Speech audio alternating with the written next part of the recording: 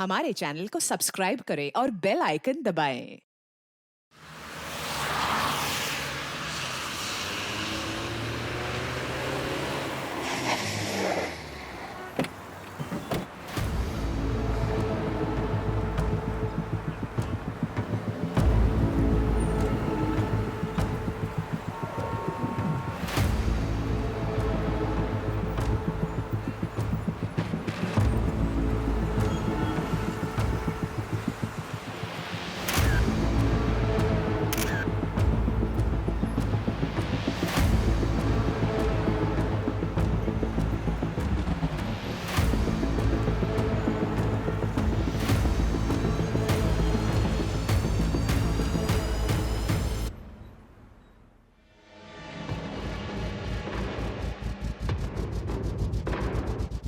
अस्सलाम वालेकुम जनाब।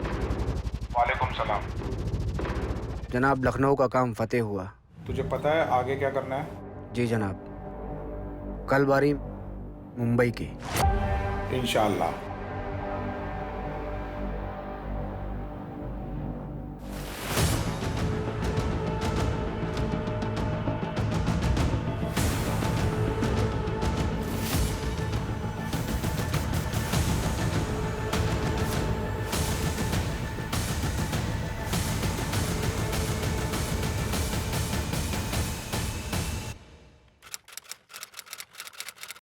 Good morning guys. Morning. Intelligence ने कल एक कॉल इंटरसेप्ट की थी। ये कॉल भिंडी बाजार से की गई थी। पड़ोसी मुल्क में बात हो रही थी। लगता है सर मुंबई में कुछ बड़ा होने वाला है। व्हाट? आज मुंबई में कोई बड़े इवेंट्स, कोई वीआईपी या कोई मिनिस्टर के? विकास, आज की लिस्ट निकालो। सर मिनिस्टर सीएससी सेशन पर आने वाले हैं। कितने बजे? सर 12 बजे। 9 बज गए। हम लोगों के पास गाइस सिर्फ 3 घंटे। टीम, सीएसटी स्टेशन के आसपास के सारे सीसीटीवी कैमरा खंगालना शुरू कर दो और सीएसटी के पास हमारी जो टीम है उसको भी अलर्ट कर दो। क्विक गाइस, हम लोगों के पास टाइम नहीं है। Quick sir.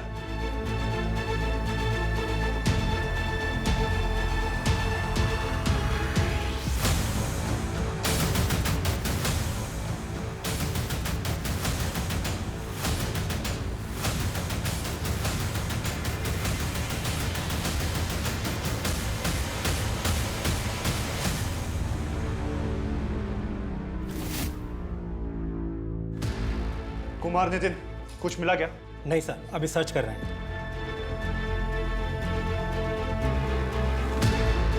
जूम करो इसको। ये नहीं है।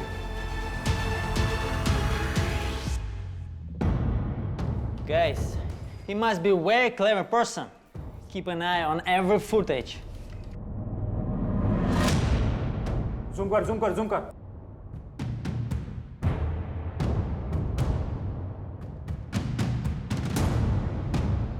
Hold on. I think he's the guy. We need to catch him. Are you sure? Yes, 100%. वागले को इसका ग्रैब भेजो तुरंत। कनेक्ट टू वागले। वागले, अजय है। एक ग्रैब भेज रहा हूँ तुम्हें। लोकेशन तुम्हारे आसपास ही है, उसे तुरंत उठा लो। पर ध्यान रहे पब्लिक को मालूम नहीं चलना चाहिए, नहीं तो पब्लिक पैनिक हो जाएगी।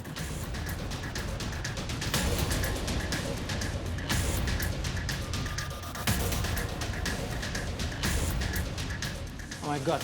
इस स्टेशन के अंदर जो है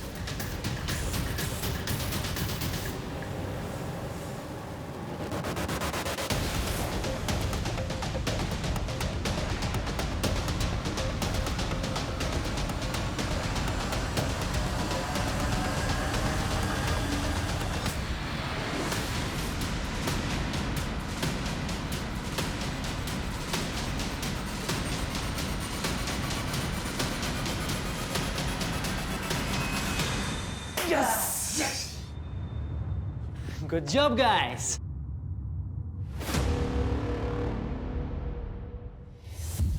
मैं तुम्हें फिर से पूछता हूँ, मिनिस्टर जगमोहन त्रिपाठी को क्यों मारना चाहते थे? जगमोहन त्रिपाठी को क्यों मारना चाहते थे? तुम कितना भी कोशिश कर लो, लेकिन हम कबूल नहीं करेगा।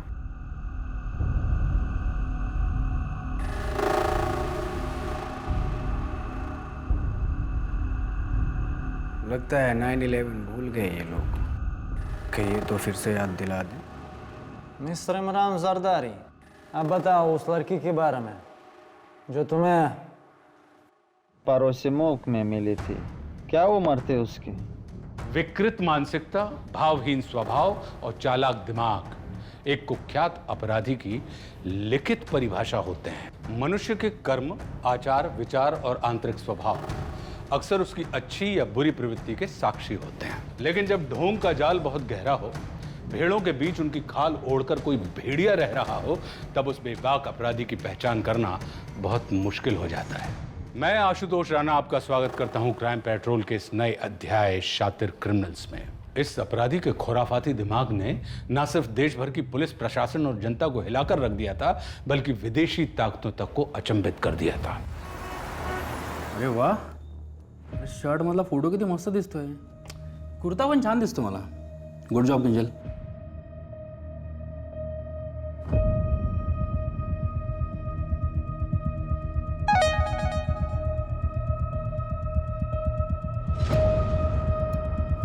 दादा, आपने जो आरटीआई डाली थी ना वो नगर सेवक प्रफुल्ल मोरे के खिलाफ, उसका रिप्लाई आ गया।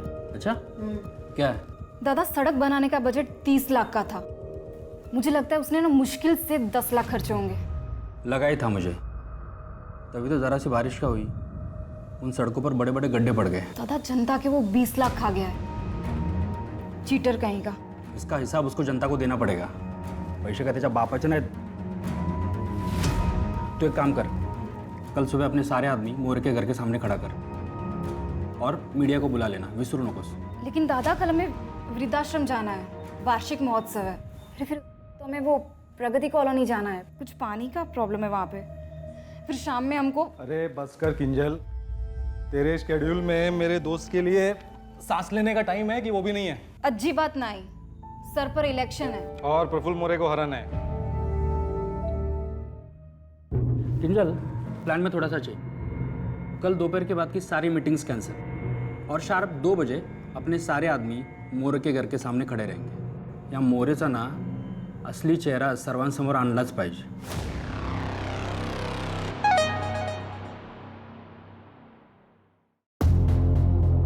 दादा, मी येते.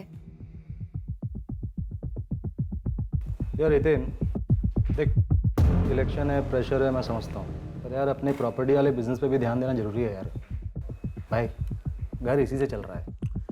त्याच्यासाठी तू आहेस ना रितेश. हाँ. बरं चल, मी निघतो. कल मिळते. Okay, bye.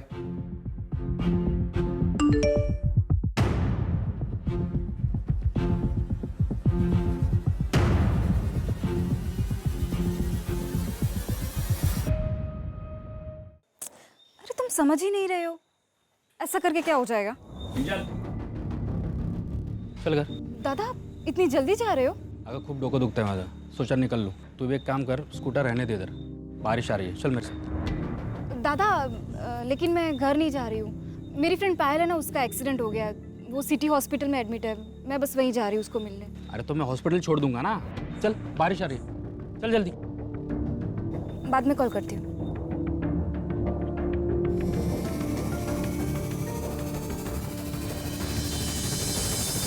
इतनी रात को तू मेरे घर पे मेरे को धमकाने आया है तू? नहीं, सौदा करने आया हूँ.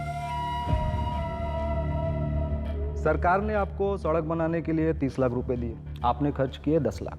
20 लाख अभी भी आपकी जेब में है. उसका खाली 50% मांग रहा हूँ बस. औकाती तो रखा है. अरे आरटीआई से इंफॉर्मेशन निकाली है, गलत तो होगी नहीं ना. आपको चाहिए तो फिर से चेक कर लो. मगर हाँ, अगर आप नहीं माने तो आप बोलो, मैं ये फाइल लेके किसी मीडिया चैनल में बैठ जाता हूँ आपके खिलाफ. मीडिया में बैठेगा मेरे खिलाफ? वो तेरा वो बिजनेस पार्टनर हितेन साला नगर सेवक के लिए मेरे सामने खड़ा हो रहा है, हा? समाज सेवा की बड़ी बड़ी बातें कर रहा है. उसको पता है कि ये सब कुछ? अरे उसकी बात छोड़िए, लेकिन अगर आप नहीं माने तो फायदा तो उसका है, लेकिन नुकसान आपका होगा.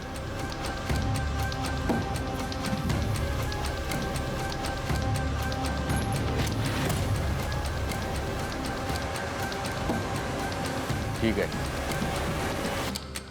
रोकड़ा चलेगा?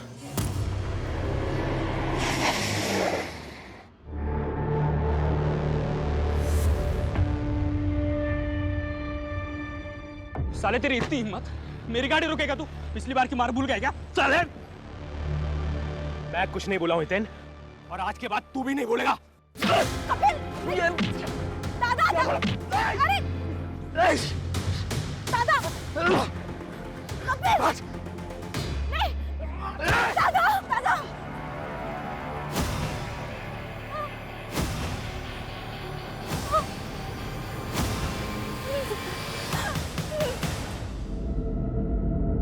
आने वाला समय आपके लिए बहुत भारी है। आपके साथ पहले कुछ बुरा हुआ था बचपन में, जिसका असर आपके आज पर पड़ रहा है। आपके बचपन में आपकी माँ आपको छोड़कर चली गई थी। हाँ, लेकिन आपको कैसे पता?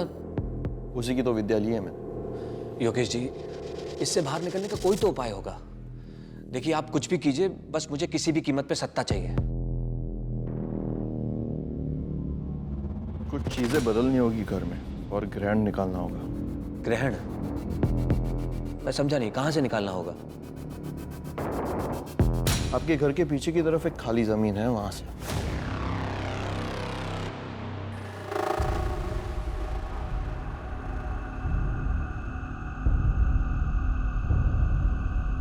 कौन है? कौन है वहां?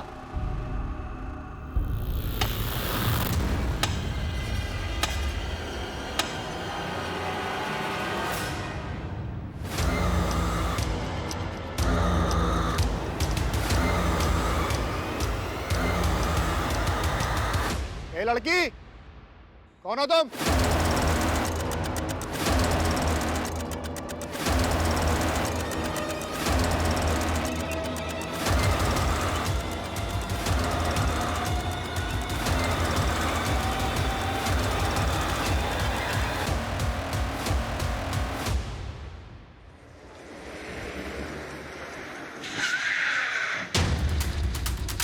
हाँ पाटिल सर, गाड़ी जबरदस्ती रोकी गई है। ये देखिए, स्किड मार।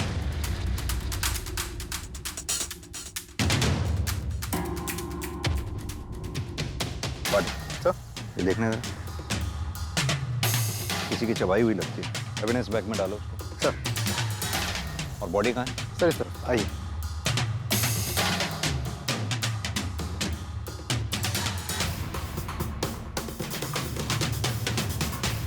सर, ये रही बॉडी।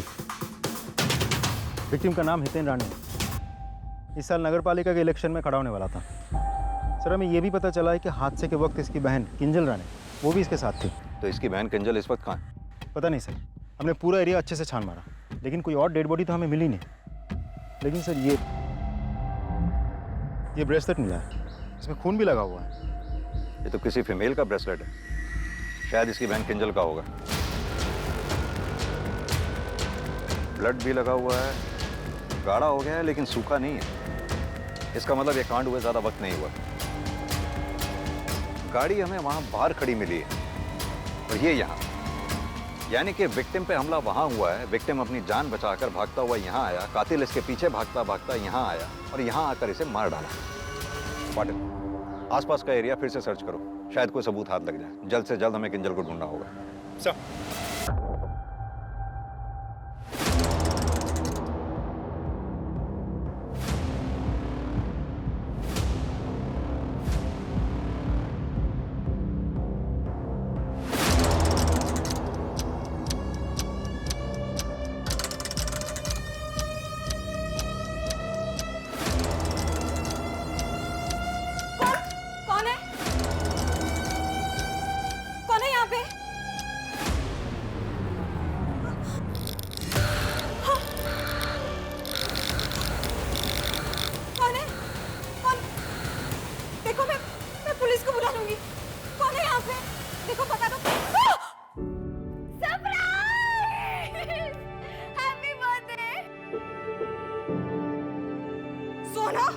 रुक जा, मेरी जान निकाल दी थी। अरे यार, अरे सॉरी, दोबारा नहीं सॉरी सोना।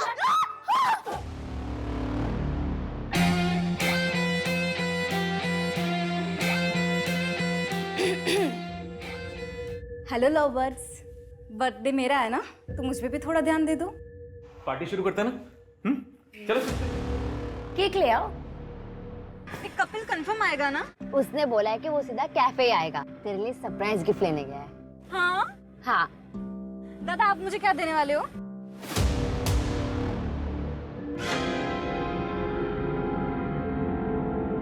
कपिल, साले कपिल,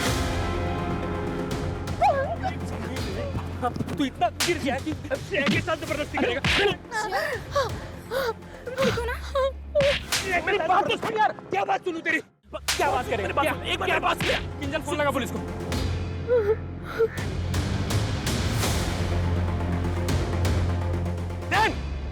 एक बार बाहर आने दे, साले छोड़ूंगा नहीं, याद रखना छोड़ूंगा नहीं तेरे को।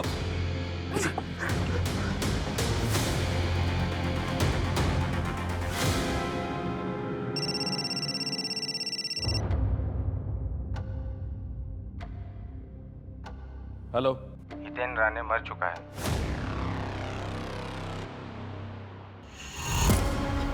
अरे झिंगुर, दो चार लोगों का सपोर्ट क्या मिल गया तेरे को? तू प्रफुल्ल मोरे के खिलाफ खड़ा रहेगा? औकात है तेरी? 15 वर्ष झाली नगरसेवकाच्या खुर्चीवर आहे मी. तू क्या, तेरा बाप भी आएगा ना तो भी उखाड़ नहीं पाएगा कुछ. लोकांचे पैसे खाल्ले तुम्हें मोरे साहब, धोखा दे रहे हो आप उनको, ये गलत है. और आरटीआई भी यही दिखा रहा है. ये आरटीआई फिरटीआई का नाटक मेरे सामने मत कर, समझा ना? हाँ, ज्यादा होशियारपना किया ना काट के फेंक दूंगा. चल निकल. घेऊन जा रे याला. सर, हितेन का बिजनेस पार्टनर रितेश, हितेन के मर्डर वाली रात से ही गायब है. उसका फोन भी बंद आ रहा है. सर, हितेन की बीवी आई सर. बुलाओ. सर, हितेन तो बहुत अच्छे आदमी थे, वो तो सबकी मदद करते थे, फिर उनके साथ. अब बैठिए प्लीज. आप कहिए, क्या कहना चाहती हैं? वो किंजल कहाँ है? किंजल को हम ढूंढने की पूरी कोशिश कर रहे हैं. हमें लगता है किंजल को किडनैप किया गया. एक बात बताइए, क्या किंजल का कोई बॉयफ्रेंड था? नहीं सर, उसने ऐसा तो कुछ मुझे कभी नहीं बताया. कुछ भी आपको याद आए हमें जरूर बताइएगा. किंजल के बारे में छोटी सी छोटी बात हमारे लिए बहुत मायने रखती है. जी सर. हाँ सर, याद आया, वो दिन जब हितेन और किंजल ऑफिस से निकले थे तो हितेन का मुझे फ़ोन आया था कि किंजल की कोई दोस्त पायल, उसका एक्सीडेंट हो गया है तो वो किंजल को हॉस्पिटल छोड़कर घर आएंगे, पर फिर वो घर ही नहीं लौटे. मैंने उन्हें फ़ोन किया था, उनका फ़ोन बंद आ रहा था. फिर मैंने किंजल और रितेश को भी ट्राई किया, पर उनका भी फ़ोन नहीं लगा. ठीक.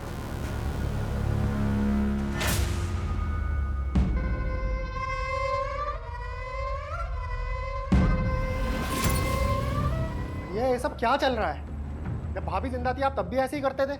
अरे क्या बुराई है इन कपड़ों में? और वैसे भी कपड़े हमने पहने हैं, तुम्हें क्यों मिर्ची लग रही है? आप कहना क्या चाहते हैं कि आप उन लोगों की तरह हैं? आवाज नीची करके बात करो. भाई हैं तुम्हारे, अभी तुम्हारे दूध के दांत भी नहीं गिरे हैं. ये सब तुम्हारी समझ में नहीं आएगा. जाओ जाके सो जाओ. ए लड़की, कौन हो तुम? आपका दिमाग फिर गया है भैया. हमने कहा जाके सो जाओ. मुझे आपको अपना भाई कहने में भी शर्म आती है.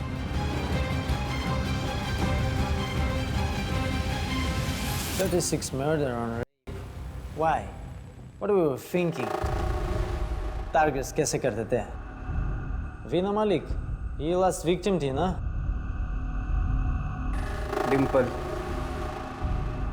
गड्ढे आते थे उनके गाल पे, हमको बहुत पसंद है. पहले मुस्कुरा के उन्होंने हमको अपना दीवाना बनाया, फिर हम उनको अपने पास रखना चाहता था, दुनिया से दूर संभाल के अपने लिए. You don't enjoy rape as much as you enjoy killing them. You get high on killing someone. What else do you feel? Yes, yes. Killing. I love killing. आप लोग मेरे साथ अपना वक्त को बर्बाद कर रहे हैं. आप लोगों ने हमको तो पकड़ लिया, लेकिन उसको कैसे पकड़ोगे जो तुम्हारा हिंदुस्तान में एक बड़े मकसद को अंजाम देने वाला है? उसको किसको? मकसद क्या है? नाम क्या है उसका? उसका नाम तो किसी को भी मालूम नहीं, लेकिन जो मकसद है उसका आगाज हो चुका है. भैया, लोनावला की जमीन आपने क्या सोचकर बेच दी? अपना पॉलिटिकल करियर, मेरी इज्जत, इन सब की तो आपको परवाह है नहीं। ऊपर से आप मुझसे डिस्कस किए बिना ये प्रॉपर्टी बेचे जा रहे हैं, क्यों? ज्यादा जबान मत चलाओ, हर बात की सफाई देना जरूरी नहीं समझते हम। इन सब में मेरा भी बराबर का हक है, और आपकी नैयाशियों के चक्कर में मैं सब बर्बाद नहीं होने दूंगा। प्लॉट के पैसे कहाँ हैं? तमीज, साले छोटा है, छोटे की तरह रहे, बाप बनने की कोशिश मत कर मेरा। उन पैसों से जो काम होना था वो काम होना शुरू हो चुका है, समझ गया तू? देखता हूँ कैसे आप काम पूरा करेंगे। हितेन को क्यों मारा गया था? क्या इस षड्यंत्र में कोई अपना शामिल था, या फिर कातिल कोई बाहर का था जो अभी तक नजरों से ओझल था? और सबसे बड़ा सवाल यह था कि आखिर किंजल के साथ क्या हुआ था? पुलिस यही जानने की कोशिश कर रही थी कि किंजल कहां और किस हाल में है। ये हितेन के बिजनेस पार्टनर रितेश के बारे में कुछ पता चला? नहीं सर, अभी तक तो नहीं। सर, मर्डर वाले दिन किंजल की दोस्त पायल हॉस्पिटल में एडमिट नहीं थी। इनफैक्ट किंजल के साथ उसकी कोई बातचीत भी नहीं हुई थी। तो फिर किंजल ने झूठ क्यों बोला? सर वही तो समझ में नहीं आ रहा। ये देखिए सर, कॉल रिकॉर्ड्स के मुताबिक हितेन ने आखिरी कॉल सोना को किया था, लेकिन किंजल को आखिरी कॉल किसी कपिल म्हात्रे का आया था। ऐसा करके क्या हो जाएगा? सर, ये कपिल हिस्ट्री शीटर है। 2019 में अटेम्प्ट टू रेप के चार्ज पर 1.5 साल जेल में था, और अभी 1 महीने पहले किंजल ने खुद मोलेस्टेशन का केस फाइल किया था, और 1 हफ्ते बाद उसने खुद वापस भी ले लिया था। मेरा प्यार, मेरी जिंदगी, मेरी आजादी, यहाँ तक कि मेरी इज्जत तक की वाट लगा दी। सब बराबर कर दूंगा। कपिल छोड़ो, जाने दो। कपिल, साले मेरी इतनी हिम्मत, मेरी बात को सुनने की हिम्मत कैसे की तू? औकात भूल गया साले, औकात भूल गया। Hello, police station. मैंने आप लोगों से ये बात पहले इसलिए नहीं बताई क्योंकि मुझे लगा था कि वो किस्सा वही खत्म हो गया है। जेल से निकलकर कपिल ने कहा था कि वो पुणे छोड़कर हमेशा के लिए चला जाएगा, और इसी शर्त पे किंजल ने केस वापस लिया था। मिसेस रानी, क्या अभी भी कुछ ऐसा है जो अब तक आपने हमें ना बताया हो?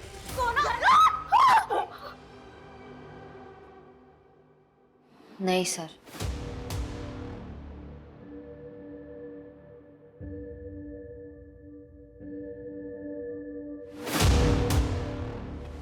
सर, कपिल के कॉल रिकॉर्ड्स आ गए हैं। कपिल का फोन उसी जगह पे एक्टिव था जहां हमें हितेन की डेड बॉडी मिली।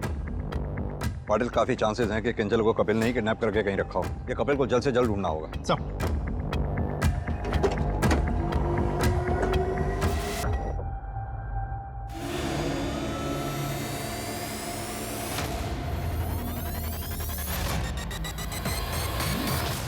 एक गेम है हैंगमैन, कभी खेला है? विक्टिम को मार के उसके बॉडी पार्ट कट करके क्या करते हो उसका? ट्रॉफी की तरह यूज करते थे या उसे खाते थे? बॉडी पार्ट्स क्यों खाते हो? अच्छा लगता है।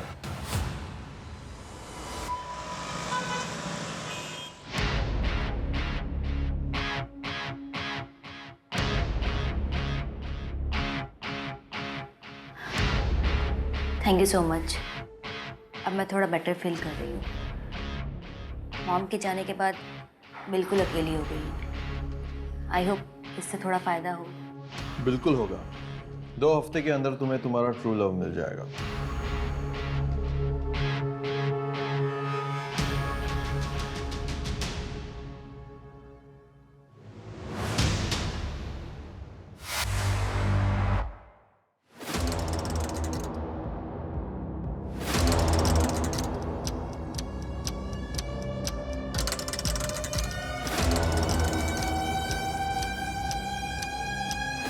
रंकट, तू तेरी इतनी हिम्मत? हाँ, निकल यहाँ से, निकल निकल, वरना मैं पुलिस को बुलाऊंगी। निकल यहाँ से।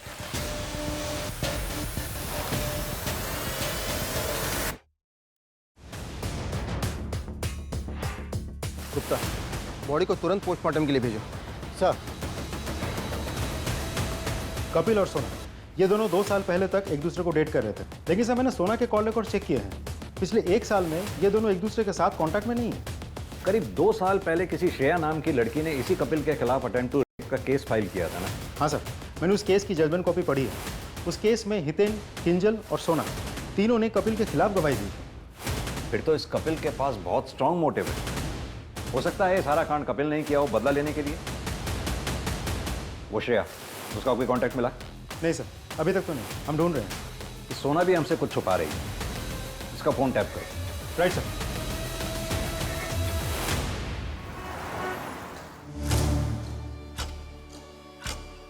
ये पाक आब है, मैंने दुआ पढ़ी है, इसे आप अपने शोहर को खाने में मिला कर दे देना। जी। अल्लाह बहुत जल्द आप दोनों पर मेहरबान होंगे। अब सच में मौलवी साहब? अब ये छोटी सी भेंट है मेरी तरफ से। सर, मथुरा नगर वाले मर्डर की पोस्टमार्टम रिपोर्ट आ गई है और मैंने बाकी की रिपोर्ट।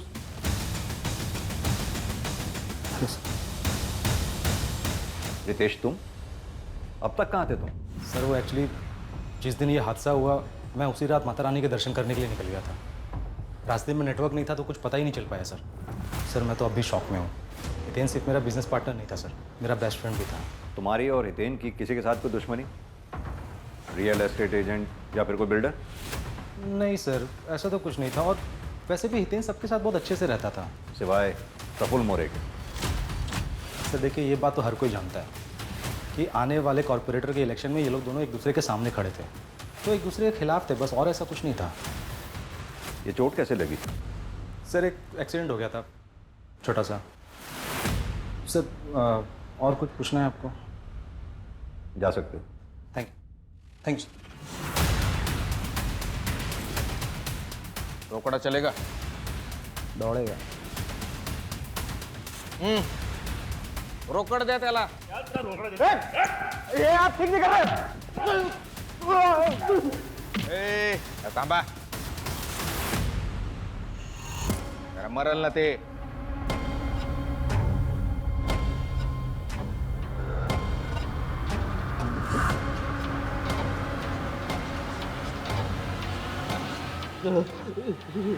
सुन रे, तेरे को मैं जिंदा छोड़ रहा हूं, लेकिन एक शर्त पर।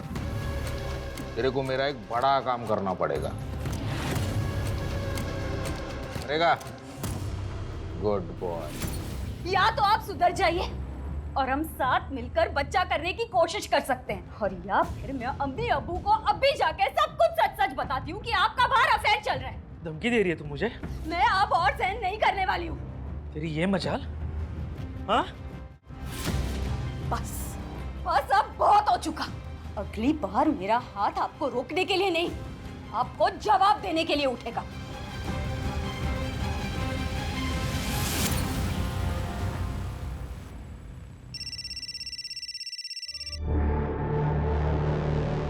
हेलो। हेलो सोना, मैं बोल रहा हूँ। कपिल, तुमने क्या कर दिया? सोना देखो, मैं ये एलएम लॉज में ठहरा हुआ हूँ, तुम एक बार आके मुझसे मिल लो बस। कपिल, तुमने सब कुछ बर्बाद कर दिया, सब कुछ। दोबारा मुझे कॉल मत करना।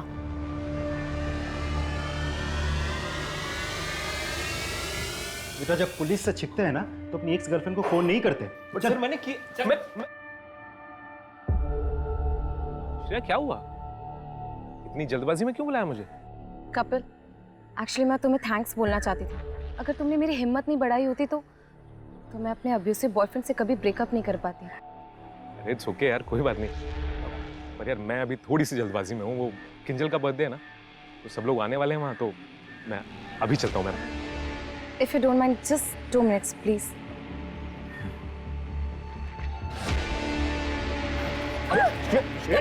कपिल!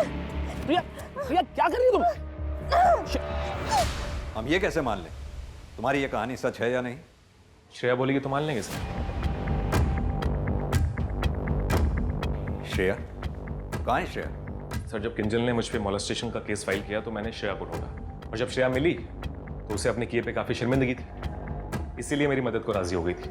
और उसके बाद उसने किंजल को फोन किया और मिलने बुलाया। तेरे भैया हितेन ने मुझे काफी पैसे दिए थे छोटा केस करने के लिए। वो सोना से शादी करना चाहते थे। रियली सॉरी कपिल, मुझसे बहुत बड़ी गलती हो गई, प्लीज मुझे माफ कर दो। मैं भी श्रेया की तरह दादा की बातों में आ गई। Really sorry.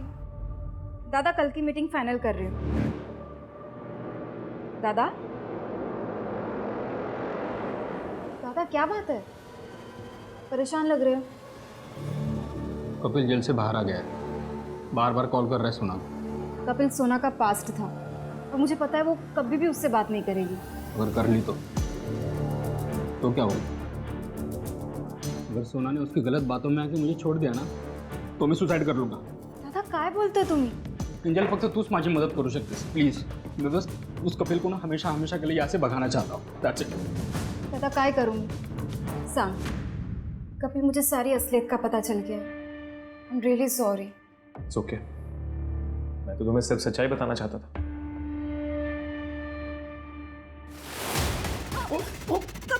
कपिल क्या कर रहे हो? क्या कर रही हो तुम? कपिल छोड़ो मुझे। और ये बात हम किंजल से पूछकर कंफर्म नहीं कर सकते क्योंकि बहुत कन्वीनियंटली किंजल गायब है। उस दिन क्राइम सीन पे क्या हुआ था? कपिल, पूरा दिमाग खराब है क्या? ऐसे तो सब बर्बाद हो जाएगा। तुम वापस जेल जाना चाहते हो क्या? देखो कपिल, मैं सोना से बात कर लूंगी, लेकिन अभी तुम यहाँ से जाओ।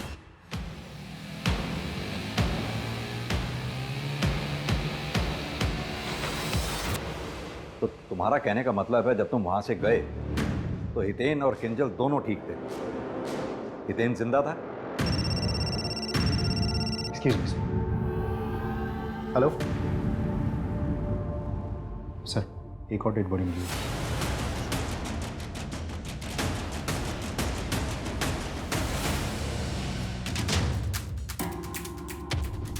सर, ये तो एक समय विनोद राठी है। सर, मुझे लगा भैया मुझसे तंग होकर कहीं चले गए। तो उससे तो फायदा तुम्हारा ही हुआ ना। तुम्हारे भैया के जाने के बाद सब कुछ तो तुम्हारा ही हुआ ना। सर, मैंने भैया को नहीं मारा है, बस हमारा झगड़ा हुआ था किसी बात को लेकर। झगड़ा किस बात पे हुआ था? उनके पहनावे को लेकर। What? विनोद राठी ऐसे कपड़े खुद पहनते थे? जाहिर सी बात, बहुत शर्मिंदगी महसूस होती होगी फिर। सर, मैं हितेन और रितेश की कंपनी के फाइनेंशियल रिकॉर्ड्स चेक कर रहा था। सर, कुछ तो झोल है, देखिए।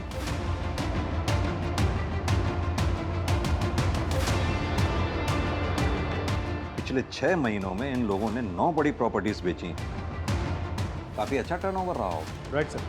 और अजीब बात तो ये है कि सारी की सारी प्रॉपर्टीज या तो पॉलिटिकल लीडर्स ने या उनके फैमिली मेंबर्स ने खरीदी है। सर, उससे भी बड़ी बात यह है कि ये वही 9 नेता हैं जिनके लिए हितेन ने लास्ट ईयर आरटीआई फाइल किया था। पाटिल, ये तो बहुत बड़ा स्कैम है। यानी कि ये लोग आरटीआई से इंफॉर्मेशन निकालकर उन पॉलिटिकल लीडर्स को ब्लैकमेल कर रहे थे। एक काम करो, रितेश को उठाओ और तोड़ो, पता करो इस कांड में उसके साथ और कौन कौन शामिल था। सर, ये तो पूरा गेम ही पलट गया। सर, बात शॉकिंग तो है। और सिर्फ यही नहीं, मेरी तो बात ये भी समझ में नहीं आ रही कि विनोद का इस तरह से हाथ क्यों काटा गया। व्हाट? हैंगमैन जैसा? यस सर, कंट्रोल रूम से इन्फॉर्मेशन आई थी, मैंने फ्रैंक सर को भी इन्फॉर्म कर दिया है। हमें उस केस के इन्वेस्टिगेशन ऑफिसर से बात करनी पड़ेगी। ऑलराइट सर, मैं मीटिंग फिक्स करता हूँ। कुमार, अभी तक हमने इंडिया में 47 क्रिमिनल्स को इंटरोगेट किया है। ही इज पेशाई मशहूर। इनका एक केस है और उसका किलर का मोडुस ऑपरेंडी हमारा कस्टडी में एक सीरियल किलर का उससे मैच होते हैं। एजेंट फ्रैंक, आप और आपकी research both sound interesting. Thanks. इस रिसर्च का पर्पस क्या है? एक्चुअली हम पूरे वर्ल्ड के सीरियल किलर्स और उनका बिहेवियर का डेटा कंपाइल कर रहे हैं।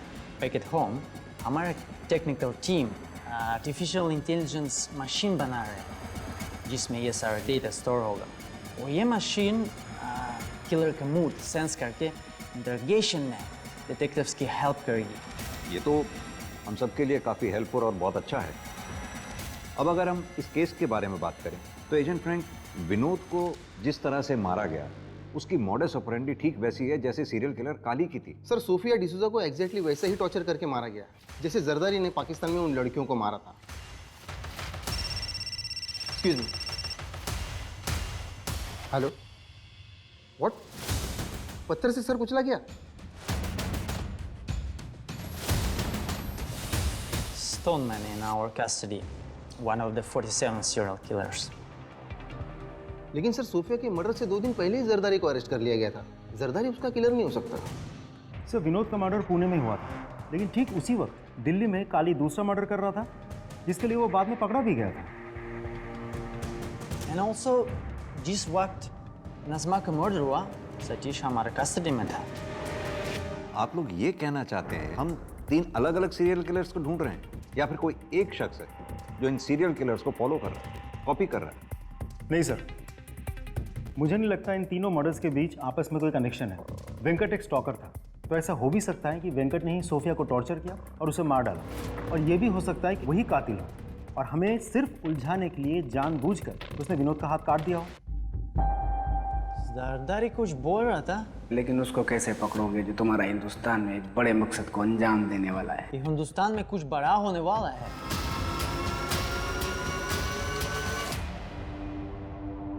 सर, पिछले 1 हफ्ते में जरदारी, सतीश और काली तीनों ने एक ही साथ अपनी अपनी तबीयत खराब होने की शिकायत की और बाकायदा मेडिकल फॉर्म्स फिलअप करके भेजे। सर, मैंने एडमिन ऑफिस में बोल दिया है और सारे फॉर्म्स रोक के रखे। पाटिल, इन तीनों किलर्स का एक साथ बीमार होना इत्तेफाक नहीं हो सकता।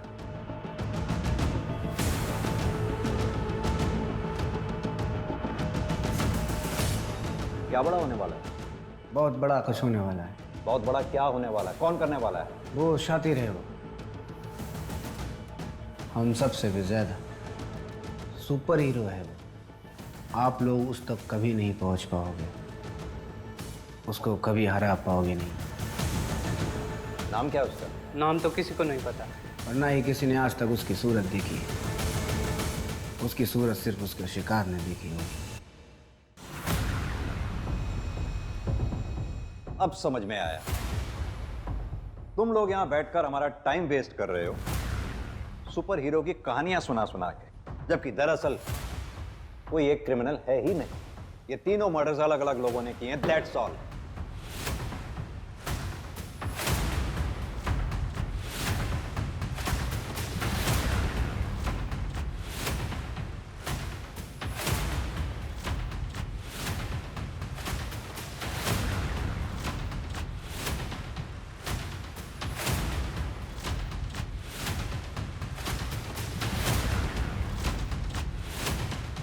पुलिस अपना पासा फेंककर जाल बिछा चुकी थी, लेकिन अपराधी को पकड़ना इतना आसान नहीं था। शिकार शिकारी से 2 कदम आगे था। क्या ऐसे में उसका जाल में फंसना केवल एक अधूरी मंशा ही बनकर रह जाने वाला था?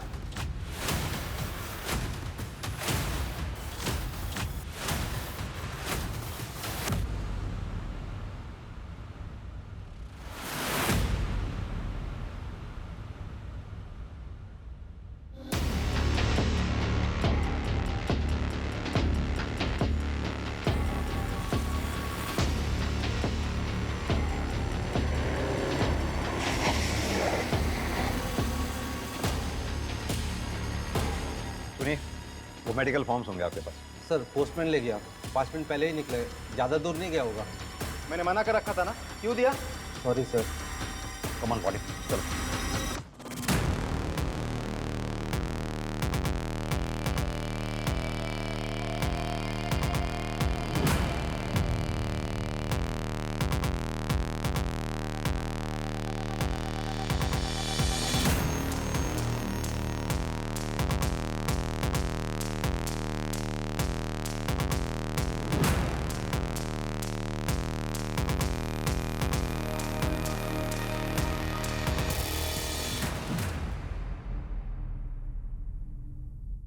क्या लिखा है इसमें?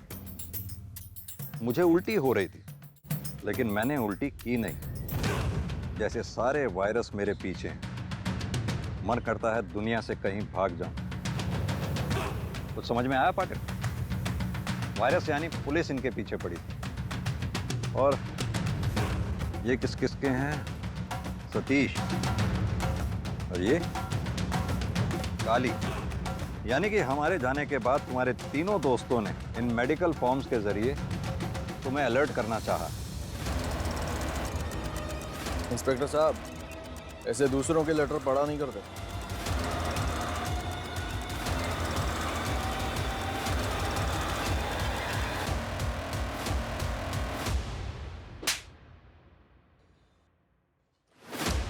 ये 2 ब्रेसलेट्स हमें मिले। ये तेरे घर से मिला, ये क्राइम स्पॉट से।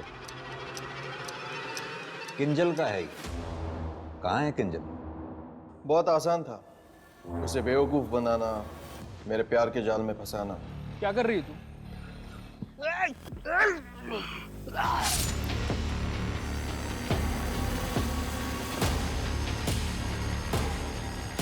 अच्छा हुआ मैंने पैसों का सारा इंतजाम कर लिया। इन सीरियल किलर से क्यों और कैसे कांटेक्ट किया करता था? 5 साल पहले जब इमरान पहली बार पुणे आया था तब मेरी उससे मुलाकात हुई थी, और सतीश तो मेरा क्लाइंट ही था।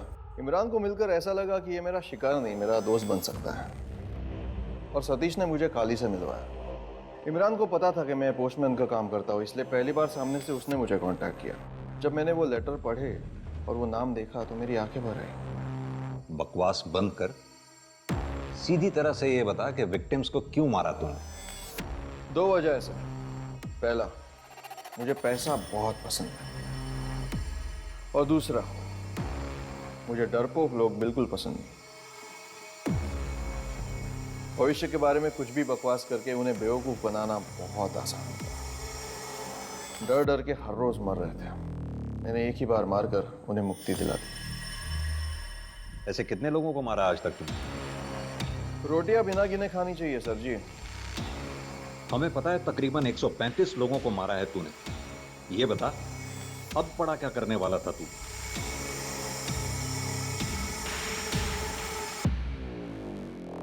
जितने क्रिमिनल से बात हुई, यह सबसे अजीब लग रहा है। I am intrigued. Yes, I agree agent Frank. मैंने अपने 22 साल के करियर में ऐसा क्रिमिनल नहीं देखा जो इतना काम एंड कंपोज्ड। एक बार भी उसका ब्रेन हाइपर नहीं हुआ। Very strange. सचिन वर्मा उर्फ ज्योतिष योगेश कालरा एक निहायत ही धूर्त, कुटिल और कट्टर अपराधी था। सचिन की आपराधिक सोच की पूरी व्याख्या करने और उसके मनोविचारों के बारे में जानने के लिए उस पर पॉलीग्राफ टेस्ट और ब्रेन फिंगरप्रिंट टेस्ट दोनों किए गए, जिसके तहत पुलिस को पता चला कि वास्तव में लोगों को मारकर सचिन को मानसिक और शारीरिक संतुष्टि मिलती थी। शरीर से किसी की जान जाती देखकर वो बहुत खुश और उत्सुक हो जाता था। दुनिया में सचिन जैसे ढोंगी और साजिशखोर भरे पड़े हैं। इसलिए जरूरी है कि हम हमेशा अपनी आंखें खुली रखें, क्योंकि किसी भी क्षण हमारे विश्वास और हमारे डर को हमारी कमजोरी बनाकर हमारे खिलाफ ही इस्तेमाल किया जा सकता है। और दांव पर सिर्फ हमारी संपत्ति ही नहीं, हमारी अपनी और अपनों की जान भी हो सकती है। और इसी के साथ हमारा शातिर क्रिमिनल्स का यह नया अध्याय अभी के लिए समाप्त होता है, और मैं आशुतोष राणा अपने क्राइम पेट्रोल सतर्क के आखिरी एपिसोड में आप सभी से विदा लेता हूं। For more updates, subscribe to our channel, click the show links and enjoy watching the videos.